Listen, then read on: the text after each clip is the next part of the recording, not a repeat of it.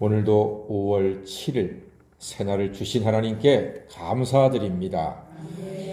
여러분, 만약에 여러분의 자녀가 큰 병에 걸리면 어떻게 하겠습니까? 아마도 가슴이 메이고 눈물이 날 것입니다. 때로는 통곡도 하겠지요. 그리고는 병원을 찾아갈 겁니다. 그런데 여러분, 잊지 말 것이 있습니다. 병원 의사 찾기 전에 꼭 하나님께 나아가 살려달라고 기도하시기를 바랍니다. 하나님만이 사람을 살리실 수가 있습니다. 하나님만이 우리 인생을 온전케 하실 수 있습니다. 그러니까 먼저 기도하십시오. 병원이나 의사나 약은 하나님이 쓰시는 보조 수단입니다. 하나님이 우선입니다. 북여로보암의 왕의 아들, 그 아들 아비야가 병이 들었습니다. 그런데 여로보암 왕이 그 아내를 변장시켜서 선지자 아히야에게 보내 아이가 어떻게 될지를 알아보게 했습니다. 이런 사람에게 요새 말로 뭐라고 할 수 있겠습니까? 미친 거 아니야? 미친 거 아니야? 제정신인가? 돌았나? 여러분, 화분의 나무가 시들려고 하면은 물을 어디에다가 줘야 합니까? 뿌리에다가 줘야 합니다. 잎이 시들어 보인다고 잎에다가 물을 주면은 그 나무는 금방 말라 죽습니다. 잎에다가 물을 주는 사람을 바보라고 합니다. 바보입니다. 물은 뿌리에 줘야지만 뿌리가 물을 빨아서 삼키고 줄기를 통해서 잎에 전달이 되는 것입니다. 그래야지만 나무가 살 수 있습니다. 그런데 오늘 뿌리가 아니라 잎에 물을 주는 바보가 있습니다. 여로보암 왕이었습니다. 하나님이 생명의 근원이시고 하나님이 자기를 왕으로 허락하셨으면 하나님께 인생의 문제를 갖고 가야 하는 것입니다. 그러나 그는 하나님의 도구인 사람에게 가서 아들의 생사를 묻고 있습니다. 잎사귀에다 물을 주는 형국입니다. 하나님은 아히야의 입으로 말씀을 하셨습니다. 7, 8, 9절 하나님께서 이렇게 말씀하시네. 한번 읽어보겠습니다. 7절에서 9절까지입니다. 시작. 가서 여로보암에게 말하라.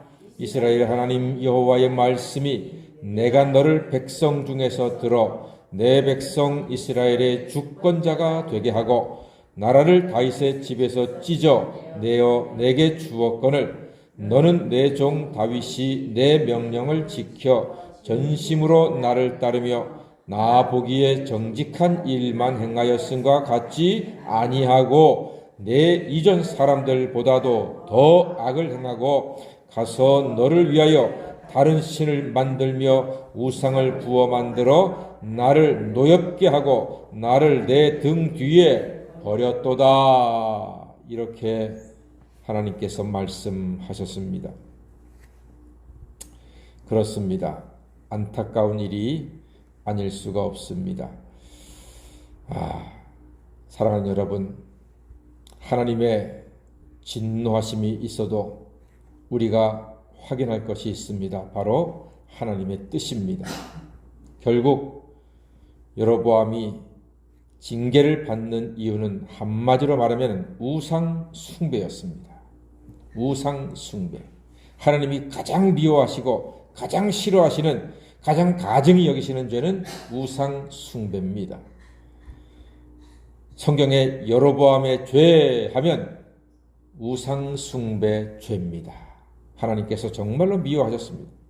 하나님의 진노로 여로보암 왕은 어떤 징계를 받게 됩니까?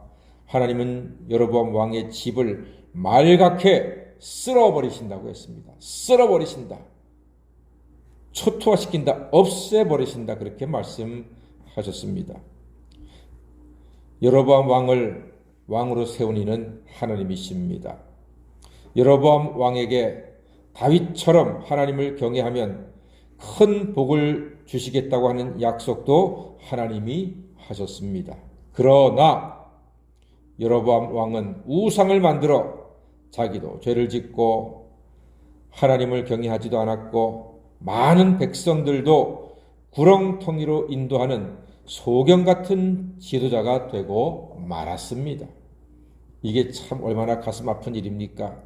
한 사람의 지도자가 많은 백성들을 우상 숭배의 죄로 인도해서 아무것도 모르고 지도자가 하는 대로 지도자가 옳겠지, 우리의 리더가 하나님의 사람이겠지 하는 마음으로 따라갔던 많은 백성들은 그만 소경이 인도하는 소경이 되어서 둘 다 구렁텅이에 빠지는 이 안타까운 현실을 오늘 우리가 말씀을 통해서 보고 있는 것입니다.